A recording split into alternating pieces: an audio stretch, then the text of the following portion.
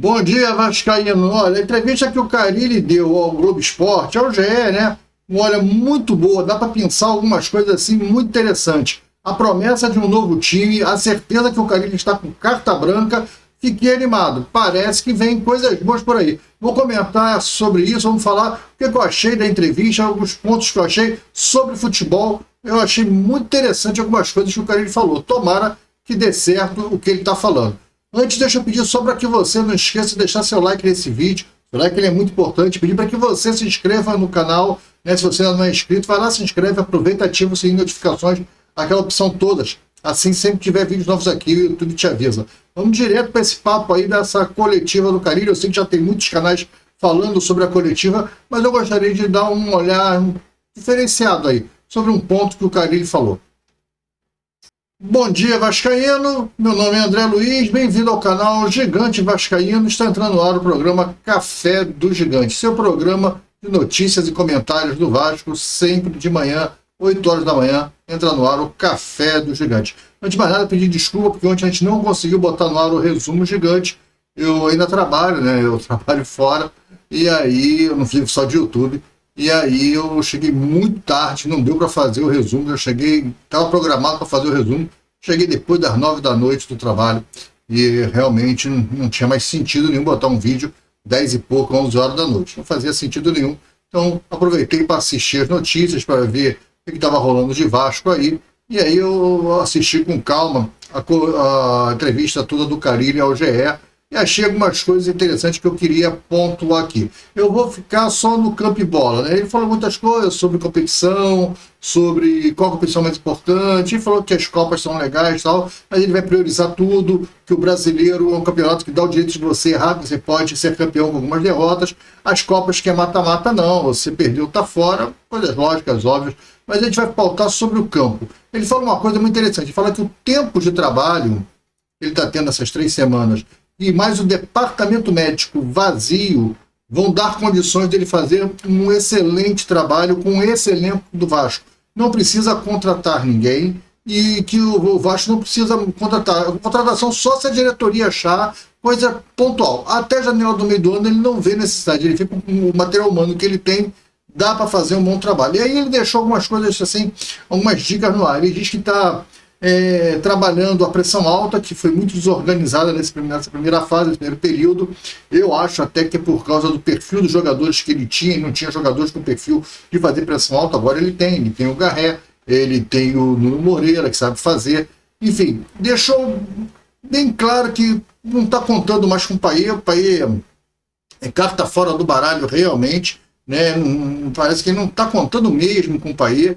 Também deixou claro que o Coutinho não vai ser o jogador para todos os jogos, não vai ser aquele titular absoluto que vai jogar todas as partidas. Pelo que eu entendi, a frase que ele diz é: não adianta você colocar o jogador para todos os jogos e perder ele logo para ficar 30 dias fora. Então é melhor você ter o jogador para um jogo e aí para o outro jogo você vai poupando o jogador conforme o DESP vai falando, avaliando junto com o atleta. Ele está se referindo ao Coutinho, que eu entendi pelo que ele foi falando. Depois ele falou uma outra parte que ele cita esse assunto novamente. Eu não posso colocar o áudio aqui, nem a imagem aqui, por causa de direitos autorais, mas elas estão lá no Globo Esporte, né? Quem quiser assistir, vai lá assistir a entrevista toda. Espero que você tenha a mesma impressão que eu tive. O que eu entendi que, por exemplo, se o Coutinho jogar contra o Santos domingo, existe uma possibilidade do Coutinho entrar no jogo domingo contra o Santos. Se o Coutinho entrar no jogo domingo contra o Santos, ele não viaja para o Peru na terça. Isso está claro. Aliás, eu entendo que se o Coutinho não jogar contra o Santos, também não joga contra o Peru na terça, mas vai para o jogo contra o Corinthians, né, no outro sábado, em São Paulo. Mas pelo que eu percebi ali, o Coutinho deve, se tudo correr bem, o Coutinho deve ir para o jogo domingo, contra o Santos, não é esse domingo agora, no próximo, dia 30. Deve ir no jogo domingo contra o Santos, mas não deve ir para o jogo do Peru, nem do jogo do Corinthians. Deve ficar no Rio para o jogo de quarta-feira, contra o Academia Cabejo, sei lá, o time da Venezuela, que vai ser aqui no Rio. Ele deve ser poupado para esse jogo. E aí ele deve fazer mais um jogo só, depois desse jogo, ou provavelmente no Rio, ou uma viagem, não sei qual vai ser a programação, para se preparar para pegar o Lanús. também o jogo também aqui no Rio. O Vasco faz 2 jogos dessa primeira fase da Sul-Americana, os 3 jogos do primeiro turno, né? O Vasco só faz um jogo fora e faz 2 em casa. No segundo turno, o Vasco só tem um jogo em casa e vai decidir vaga com o Lanús na Argentina, né? O Vasco é por causa de ranking, né? O Vasco é o 14º colocado no ranking, enquanto o Lanús é o 9º colocado no ranking da Sul-Americana. Acho que é isso a história.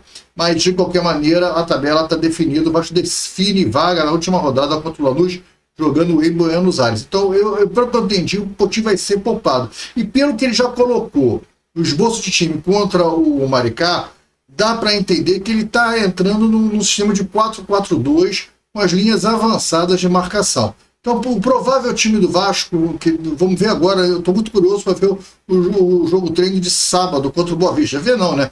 Ficar sabendo, né, das notícias de quem entrou, como foi. Resultado, não estou muito ligado no negócio de resultado. Jogo treino, não importa, mas eu gostaria de ver o jogo para saber como é que o time se posicionou, como é que o time marcou. O jogo treino, o outro time às vezes dá a vida, porque é um time pequeno, quer dar a vida para aparecer algum jogador. Agora está em janela, tem janela aberta até 11 de abril. O nego vai dar a vida para ver se consegue ser pensado para fazer parte do elenco do Vasco. Tu tem dúvida disso?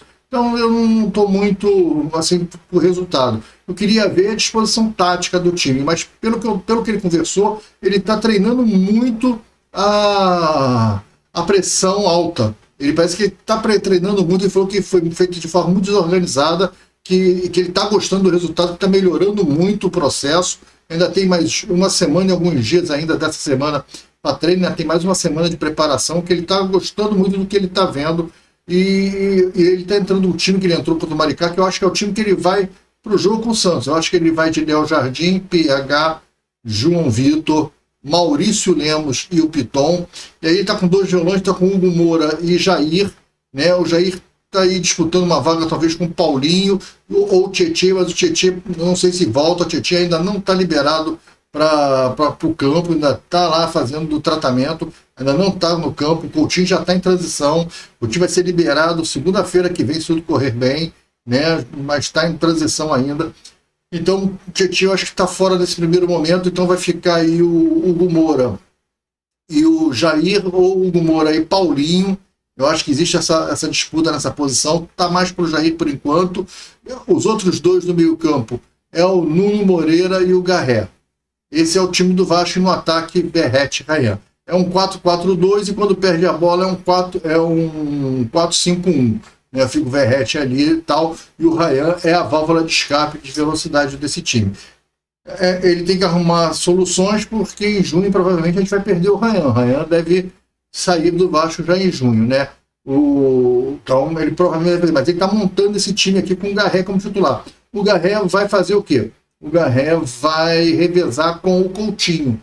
Quando o Coutinho jogar, deve começar jogando. O Coutinho joga, não deve jogar nem 70, nem 80 minutos, vai jogar 60 minutos aí, vai sair para entrar o Garré no meio. Ou então ele vai tirar o Verrete, vai meter o Rayan na frente, entra com o Garré aberto, entra com Estrela no meio. Ele agora tem opções. Outro jogador que deve jogar já contra o Santos, a gente vai ver a participação agora do jogo treino contra o Boa Vista, é o Adson. O Adson deve voltar ao time já no segundo tempo do jogo contra o Santos. Já vai ter uma minutagem, talvez 15 a 20 minutos. Assim como o Estrela. O Estrela também deve jogar de 15 a 20 minutos. Ou seja, não tem espaço para o Paê nesse elenco mais. Nós estamos falando de Coutinho, estamos falando de Garré, estamos falando de Estrela. O Paê está ficando para trás. Eu acho que é isso. E se ele conseguir montar, são 2 coisas que o Carille precisa fazer nesse time. Aliás, na verdade, tem algumas coisas, mas 3. Vou botar 3 assim, que eu acho que dá um salto de qualidade espetacular no time se ele conseguir fazer isso nessas semanas. Primeiro, a pressão alta, a marcação alta com a linha de defesa adiantada. Bom, se ele consegue fazer isso com um time compactado, ponto positivo. Segundo, o contrário. Quando você estiver sofrendo a marcação alta, saber sair jogando. Não dá para ter como escape o Léo Jardim dando o bico para frente. Até porque o Léo Jardim tem o pé mirolho, né? O pé do Léo Jardim, ele imagina que vai jogar a bola no centro do gramado, ele joga a bola na bandeirinha do córner do adversário. Então ele tem um pé torto. Ele não consegue ter uma habilidade com os pés. Ok, é o goleiro que nós temos. Então eu acho que não pode ficar com essa saída, a única jogada ser a saída de bico do Léo Jardim. Você tem que saber sair tocando da pressão. E isso é posicionamento. Se ele conseguir montar saber fazer a pressão e conseguir sair da pressão, e aí esse sair da pressão é quebrando a linha dos caras, quebrando a primeira linha, que o pessoal marca com 3 e 2 atrás. Você quebra a primeira e a segunda linha, você passou por 5 adversários. Aí você tem que ter um jogador de velocidade. Esse jogador pode ser que seja o Ryan. Nuno Moreira também sabe correr bem com a bola. Só quem não sabe correr com a bola é o Verratti. Eu não vi ainda o Garré jogando de 10. Vi em vídeos. Mas aí vídeos é melhores momentos. Você tem que ver o jogo. Mas parece que o Garré agrada muito jogando ali de 10. Então, eu estou esperançoso. O Garré pegando essa bola, a segunda bola do Vasco indo no pé do Garré, o Garré conseguindo abrir para um Ryan, o Verratti se metendo na área, Nuno Moreira na área. Cara, eu estou esperançoso. Eu acho que dá para montar um esquema e dá para a gente ser feliz. Eu acho que você tem que montar o esquema com o jogador que você tem. É isso aí. Eu acho que é isso aí. Você tem que fazer esse omelete com os ovos que você tem. Os ovos que eu tenho é esse? Então, não é de galinha caipira. É o ovo que eu tenho, é esse aí. Então, vamos embora, cara. Vamos fazer o nosso omelete. Que se for um omelete bem feito, vai dar resultado. Vai encher a barriga. A gente vai ficar satisfeito. Eu acho que é bem legal essa história. Outra coisa rapidinha aí é que parece que o Ryan assina hoje. Né? O Ryan assina hoje, sexta-feira. Ele está assinando o contrato com o Vasco, multa de 40 milhões de euros, 240 milhões de reais. Claro que ninguém vai pagar isso pelo Ryan, mas é uma garantia. O contrato assinado com um prazo até o final de 2026. Só para o Vasco poder ganhar o dinheiro, ele deve ser vendido agora no meio do ano para a Fiorentina. E estão se falando no número de 12 a 15 milhões de euros.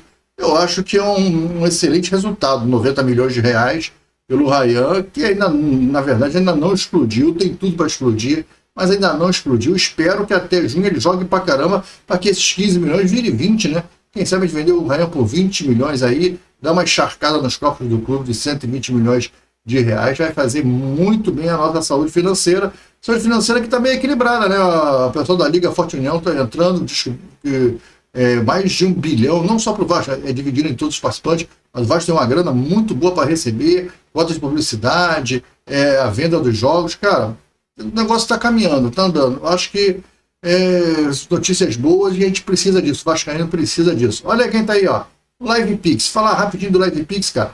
Live Pix é uma forma de você ajudar o nosso canal. Se você gosta do nosso trabalho, quer ajudar o canal, aqui na descrição do vídeo tem assim, ó, ajude o canal, faça um Live Pix. Embaixo tem um link. Tanto clicando no link ou clicando aqui no QR Code, você vai ser levado para um site, do site do Gigante Vascaíno. Lá você vai colocar o seu nome, vai colocar a sua mensagem e vai colocar o valor da sua doação de Pix. Acima de R$5, qualquer valor pode.